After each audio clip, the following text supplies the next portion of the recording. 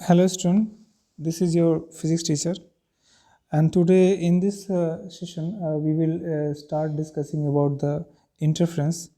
So, without further ado, let's start. Concept of interference. Let us take two separate bulb. Okay, they can be considered to be the light sources, and now each light source emits out waves in all possible direction, and see what happens. At some point, these waves are actually intersecting each other, and we say that it is a superposition of waves. So, what happens?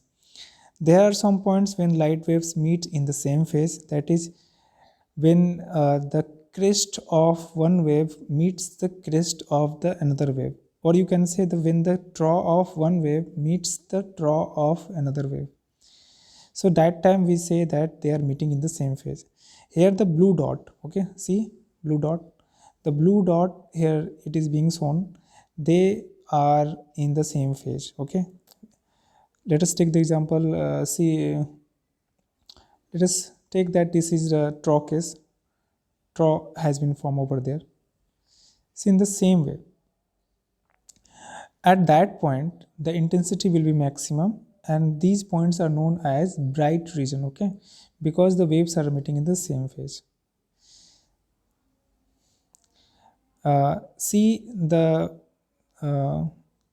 these asterisk sign, blue colored or violet colored, okay, uh, points, and there the waves are meeting in the opposite phase, and here the intensity will be minimum because the crest of one wave is meeting the trough of one another wave.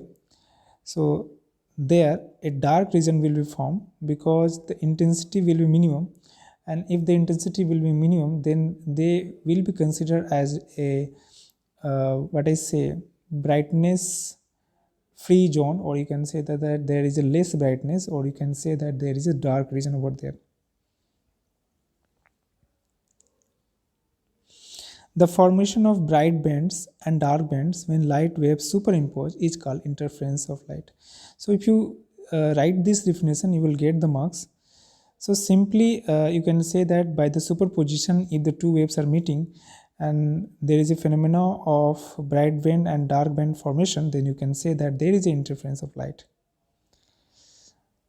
So interference of pattern of light, let us discuss. There are two type of patterns, simple pattern and complex pattern. We will go discussing the simple pattern first. Simple pattern can be categorized as the stationary pattern and sustained pattern. Okay, and there is a steady state pattern.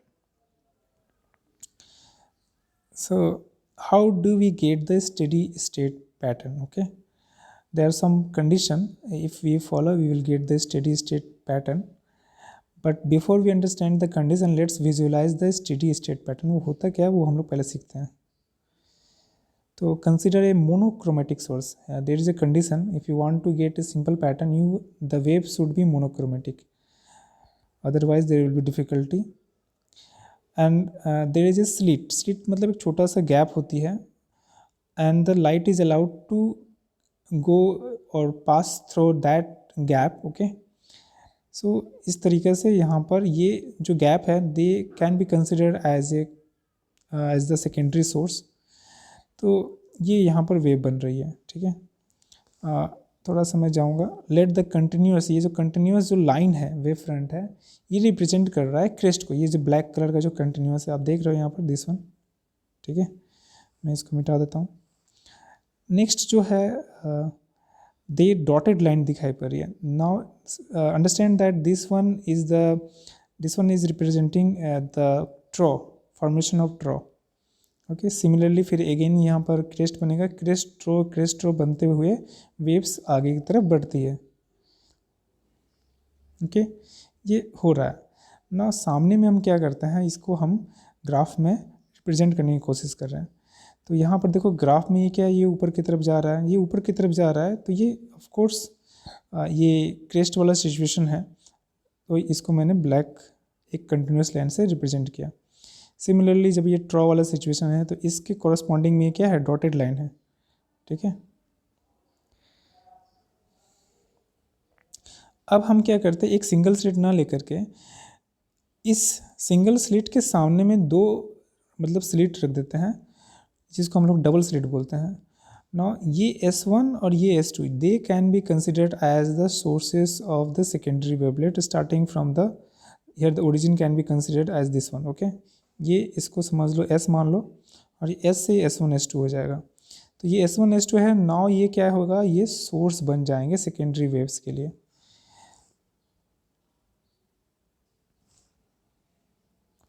We get two sets of spherical wave front from these two slits। देखो अभी ये बन रहा है, यहाँ पर भी again वो continuous line dotted line, continuous line dotted line. Again मैं बता रहा हूँ, continuous line is representing the crest formation and the dotted line representing, red color dotted line is representing the trough formation।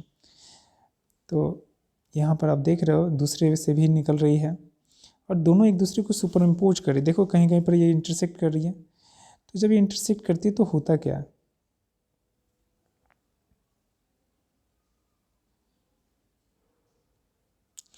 The point P, ये एक P point है C यहाँ पर। इस P पॉइंट पे क्या हो रहा है, यहाँ पर क्रेस्ट मीटिंग क्रेस्ट हो रही है। जब क्रेस्ट मीटिंग क्रेस्ट हो रही है, सेम फेज में मीट करेगी, तो ऑफ कोर्स यहाँ पर क्या होगा, एक ब्राइट बैंड बनेगी, एक ब्राइट ब्राइटनेस वहाँ पर ज़्यादा रहेगी, क्योंकि वहाँ पर लाइट का इंटेंसिटी ज़्यादा रहेगी। The point P will be a bright band. Similarly देखो Q पॉइंट में क्या हो रहा है, Q जो दो रेड डॉट है यहाँ पर देख रहे हो, Q पॉइंट में दो रेड डॉट भी क्या कर रहे हैं, वहाँ पर मीट कर रहे हैं। तो वहाँ पर जो होगा ट्रॉ के साथ मीट कर रहा है, और यहाँ भी एक ब्राइट बैंड बनेगी, ठीक है। लेकिन R वाला जो पॉइंट है, जिसको एक एस्टेरिस्क मार्क से सिमिलर किया गया, जैसे कि ये, ठीक है, वहाँ पर क्या हो रहा है, वहाँ पर एक क्रेस्ट जो है एक ट्रॉ को क्या कर रहा है, कनेक्ट कर रहा है या मीट कर रहा है। तो वहाँ पर क्या होगा, इंटेंसिटी मिनिमम हो जाएगा और वहाँ पर एक डार्क बैंड बनेगी, ठीक है। The point R has a crest meeting A ट्रॉ, that is it would be a dark band. तो सिमिलरली इस तरह से हम लोग बहुत सारे डार्क और बहुत सारे ब्राइट बैंड मिलेंगे। ये कंटिन्यूस है, ये वेव आगे की तरफ बढ़ती जाएगी और इस तरह से हमको मिलेगी। और सामने में अगर मैं कोई स्क्रीन रख दूंगा तो उस स्क्रीन पे ये ब्राइटनेस डार्कनेस जैसा एक पैटर्न मिलेगा, ठीक है। एक पैटर्न मिलेगा जो हम यहाँ पर ब्राइटनेस वाला बैंड को बोलते हैं BB, यानी कि ब्राइट बैंड। और जो जहाँ पर अंधेरा है, डार्क जोन है, वहाँ पर हम लोग डार्क बैंड बोलते हैं। बैंड इसलिए बोल रहे हैं क्योंकि ये पट्टी की तरह नज़र आती है, एक स्ट्रिप की तरह नज़र आती है। तो bright band, dark band, bright band, dark band का हमको पैटर्न मिलता है सामने स्क्रीन पे। तो ये हुआ हमारा सुपरपोजिशन। और ये डिस्ट्रीब्यूशन जो हो रही है एनर्जी का, यहाँ actually you don't say that there is a loss of energy in the dark band and there is a gain of energy in the bright band. Actually the energy is being shifted, okay, from one point to another point. जहाँ dark band बनी है वहाँ की energy bright band में चल जाती है, इसलिए ब्राइट बैंड और ज़्यादा ब्राइट हो जाती है। और चूंकि डार्क बैंड से वहाँ पर एनर्जी चली गई है, इसलिए वो डार्क नज़र आती है। तो यहाँ पर अगर पूछा जाए कि इंटरफेरेंस क्या है, तो आप बोल देना the redistribution of the energy due to the superimposition of two और more waves is called interference. अब यहाँ पर इंटरफेरेंस पैटर्न को हम डिराइव करने की कोशिश करें। दो वेव्स हैं, दो अलग अलग सोर्स से आ रही है। समझ लो ये कोहेरेंट सोर्सेस है, S1 और S2। कोहेरेंट होना ही पड़ेगा।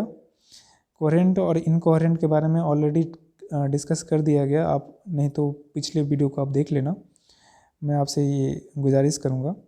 सो यहाँ पर देखो, वेव को जो है रिप्रेजेंट करने के लिए हमने यहाँ पर फर्स्ट वेव को के जरिए जो डिस्प्लेसमेंट हो रही है, समझ लो y1 is equal to a sin omega t हो रही है, और ये दूसरा वेव के जरिए हो रही है y2 is equal to a sin omega t plus phi. तो यहाँ जो फाई जो है ये फेज डिफरेंस है, एक छोटा सा फेज डिफरेंस होगा, ठीक है, थोड़ा सा तो फेज डिफरेंस होगा, नहीं भी हो सकती, लेकिन हमने एक जनरल केस में मान लिया कि फेज डिफरेंस है। तो देखो यहाँ सिचुएशन क्या है, यहाँ पर आपको देखो ये S1 स्लिट है और ये S2 स्लिट है। हमने एक पॉइंट P कंसिडर किया। इस P पॉइंट पे हम देखेंगे कि यहाँ से जो वेव जा रही है और यहाँ से जो वेव जा रही है, वो अलग अलग है, एक y1 है और दूसरा y2 है, ठीक है। और ये बीच का जो सेंटर है, सेंटर कहाँ से आया, सेंटर जो आती है वो S1 S2 के जो मिडिल पॉइंट से मिला करके एक परपेंडिकुलर खींची गई है, वो सेंटर होती है।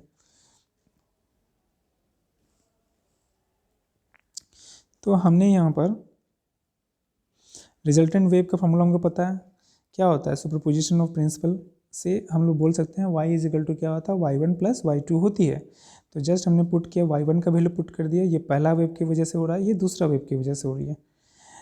और ये जो ओमेगा टी प्लस फाई है, ठीक है, इसको एक्सपेंड करो, sine of a plus b, ये आप जानते हो, sine of a plus b, sine a cos b plus cos a plus sine plus cos a sine b, ये फार्मूला होती है, उसमें हमने इसको एक्सपेंड किया। So on expanding we are getting this like expression. सो अब देखो साइन ओमेगा टी एक आपको कॉमन फैक्टर मिलेगी, यहाँ पर कॉमन मिल रही है, तो आपने जब कॉमन किया तो अंदर में ब्रैकेट के अंदर में ये आ रहा है 1 प्लस कॉस फाई आ रहा है, ठीक है। यहाँ पर कुछ हम लोग एज्यूम करेंगे,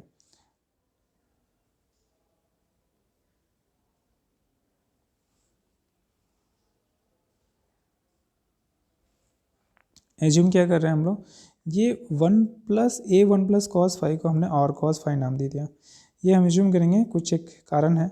और ये ए साइन फाई को हम लोग आर साइन फाई लिखेंगे, यहाँ पर गलती से कॉस लिख दिया, ये आर साइन फाई होगा, ठीक है।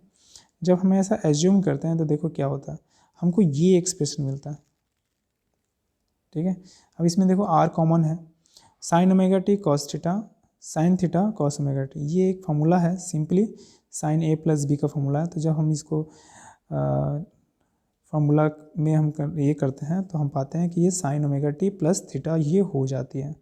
यहाँ पर एक चीज़ है, यहाँ आर क्या है, यहाँ आर हम लोग अपने मन से मान लिया था, लेकिन बाद में जानेंगे कि ये आर जो है यही क्या होता है, एम्पलीट्यूड होता है। देखो लो यहाँ पर एम्पलीट्यूड है ना, ये सामने में आया, साइन के सामने आएगा तो ये एम्पलीट्यूड होगा, तो ये रिजल्टेंट वेव का एम्पलीट्यूड हो जाता है।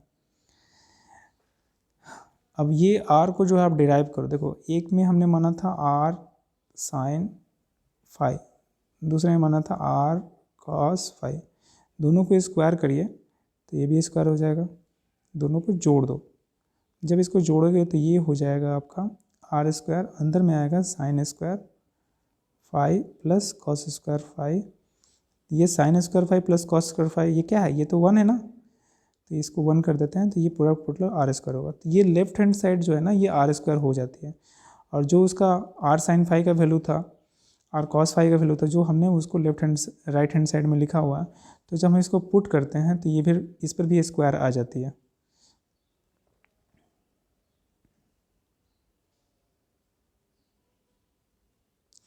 तो देखो क्या होता है, जब इसको तोड़ेंगे तो we will get this like expression, 1 plus cos square phi plus 2 cos theta, फिर ये साइन स्क्वायर फाई हो जाता है, यहाँ ए स्क्वायर कॉमन हो जा रही है, ये फिर ये हो जाती है, फिर ये हो जा रही है, और यहाँ पर फिर हम इसको 1 प्लस कॉस फाई को जो है हम लोग लिखते हैं, 1 प्लस कॉस फाई को लिखते हैं 2 कॉस स्क्वायर फाई बाई 2 लिखते हैं, तो ये 2 और 2 मिलकर के 4a हो जाता है। तो फाइनली हमारा ये एक्सप्रेशन मिला। एक और चीज़ याद रखो कि इंटेंसिटी जो होती है वो हमेशा एम्पलीट्यूड के स्क्वायर के प्रोपोर्शनल होती है, रिमेंबर दिस थिंग्स, ठीक है। इंटेंसिटी ऑफ लाइट या वेव किसी भी, वो वेव के एम्पलीट्यूड के स्क्वायर के प्रोपोर्शनल होते हैं। तो यहाँ जो 4a स्क्वायर जो है, ठीक है, ये एक्चुअली इंटेंसिटी बताता है, और ये आर तो फाइनल एम्पलीट्यूड है ना, तो ये फाइनल रिजल्टेंट एम्पलीट्यूड का जो एम्पलीट्यूड होगा, ठीक है, वो होगा 4a स्क्वायर, ये याद रखिएगा, ठीक है। तो अब ये जो हमारा आर आया, इससे देखो हम बहुत सारी चीज़ें हम फाइंड आउट करेंगे, ये मैथमेटिकल एक्सप्रेशन है, इसीलिए इसको सीखना जरूरी है। As intensity I is proportional to r square, so r square की जगह पर सिंपली हमने आई पुट कर दिया, ठीक है। और यहाँ पर देखो, अगर हम बारी बारी से वैल्यू पुट करें, हम अगर पुट करते हैं तो देखो हमको बहुत सारे चीज़ का कंडीशन मिलेगा, मैक्सिमम का और मिनिमम का। पहले हम लोग मैक्सिमम इंटेंसिटी वाला सोचते हैं, तो देखो हमारे एक्सप्रेशन में क्या था, कॉस स्क्वायर फाई था, ठीक है। ये वैल्यू जो होगा अगर +1 होता है तो हमारा ये सबसे मैक्सिमम वैल्यू होती है, कॉस स्क्वायर फाई का मैक्सिमम वैल्यू +1 ही होती है, ठीक है। तो हम इसको +1 ज़बरदस्ती हमने कर दिया, जब हमने प्लस किया तो हम पाते हैं कि ऐसा जो है कब कब है, जब थीटा का वैल्यू 0 होगा, जब थीटा का वैल्यू 2 पाई होगा, जब थीटा फाई का वैल्यू जो है होगा 4 पाई होगा, फाई का वैल्यू 6 पाई होगा, फाई का वैल्यू 8 पाई होगा। यानी कि जब इवन मल्टीपल होती है, इवन मल्टीपल ऑफ पाई होती है, then we find that the value of amplitude exist because and that point the amplitude means maximum. क्योंकि थोड़ा सा एक बार देख लीजिए, सी ये हमारा आर स्क्वायर का एक्सप्रेशन है, ठीक है। तो ये आर स्क्वायर अगर मैक्सिमम होगा तो एम्पलीट्यूड मैक्सिमम होगी, इंटेंसिटी मैक्सिमम होगी, और जब मैक्सिमम होगी तो वहाँ पर ब्राइट बैंड बनेगी। तो हम वही चीज़ हम लोग पता लगाने की कोशिश कर रहे हैं कि कब ब्राइट बैंड बनेगी या कब मैक्सिमम इंटेंसिटी होगी। तो ये हम पा रहे हैं कि इवन मल्टीपल ऑफ पाई रहेगी तो ये ऐसा हो सकता है, ऐसा होता है। और उस समय जो हम पाथ डिफरेंस का अगर कंसिडरेशन करें, पाथ डिफरेंस हम कंसिडर करें, तो हमको पाएंगे कि ये सिंपल मल्टीपल ऑफ लैम्डा जो होती है, simple numerical multiple 2 lambda, 0 lambda, 2 lambda, n lambda कुछ भी हो सकती है। तो n का वैल्यू अगर ये सब रहेगी 0 1 2 3 इसमें कुछ भी रहेगी, तो ये लैम्डा 2 लैम्डा 3 लैम्डा वाट एवर रहेगा, तो हम पाएंगे कि मैक्सिमम इंटेंसिटी, और उस समय जो मैक्सिमम इंटेंसिटी होगी वो होगी 4a²। नेक्स्ट है condition for the minimum intensity. Minimum intensity के लिए क्या होगा, ये 4a² जो cos स्क्वायर 5/2 इसको जीरो करना होगा। और जीरो कब होगा, जब हम जीरो बैठाते हैं तो हमारा cos 5/2 जो है वो भी जीरो हो जाती है। जब cos 5/2 जीरो होती है तो हम पाते हैं कि 5 की वैल्यू या तो पाई हो सकती है, या 3 पाई हो सकती है, 5 पाई हो सकती है, 7 पाई हो सकती है। अगर ऐसा रखेंगे यानी कि ऑड मल्टीपल ऑफ पाई रहेगी, तो हम पाएंगे कि यहाँ पर मिनिमम इंटेंसिटी वाली कंडीशंस फुलफिल होती है। और वहाँ पर मिनिमम इंटेंसिटी कितनी रहती है, वहाँ मिनिमम इंटेंसिटी रहती है 0। अब देखो ये चीज़ हो गया। जब हम पार्ट डिफरेंस के रेस्पेक्ट में सोचेंगे, तो जब हम इसको पुट करते हैं तो देखो दिस वन पार्ट डिफरेंस और फेज डिफरेंस में आपको पता ही है ना, 2 पाई रहती है, that is equal to lambda path difference, ये याद रखिएगा, इससे आप निकाल सकते हो। चलो नेक्स्ट, तो इंटेंसिटी वेरीज करती है अलग अलग पॉइंट पे तो हम पाते हैं कहीं पर 4a² है, कहीं पर 0 है, और इस तरह से हमको ब्राइट बैंड और डार्क बैंड मिलना शुरू करती है। तो जब हम इसको ग्राफ में अगर इंडिकेट करना चाहें, तो ये देखो फेज डिफरेंस को हमने एक्स एक्सिस में प्लॉट किया, ये ग्राफ बहुत इंपॉर्टेंट है। तो देखो सबसे बीच में मैक्सिमम 4a² रहती है, ठीक है। उसके बाद जब इधर में भी आपको देखोगे कि सेम क्या बोलते हैं हाइट का आपको मिलेगी एक्सप्रेशन। और मिनिमम कब होती है, -पाई, -3 पाई, -5 पाई, पाई, 3 पाई, 5 पाई, यानी कि ऑड मल्टीपल ऑफ पाई रहेगी, तो ऐसे हमको मिनिमम इंटेंसिटी मिलेगा। लेकिन हम अगर इवन मल्टीपल ऑफ पाई के बारे में सोचेंगे, जैसे 2 पाई, तो हमको मैक्सिमम मिलेगी। देखो ये यहाँ पर इंटेंसिटी मैक्सिमम है, मैक्सिमम है, मैक्सिमम है, मैक्सिमम है। So these are the things. तो ये ग्राफ भी अच्छी से पढ़ लेना है। अब देखो द पैटर्न जो है यहाँ पर हमको जो मिला था, ब्राइट बैंड और डार्क बैंड, इसको हम लोग क्या बोलते हैं, 4 पॉइंट है, steady state pattern, turbulence, complex pattern, streamline. तो इसका आंसर है स्टेडी स्टेट पैटर्न। दूसरा question, the steady state pattern consist of alternate, क्या होगा, वैक्सिंग या वेविंग होगा, ब्राइट बैंड या डार्क बैंड होगा, कंपेंसेशन एंड रिफ्लेक्सेशन होगा, क्रेस्ट एंड ट्रो होगा। तो इसका आंसर होगा bright band and dark band होगा।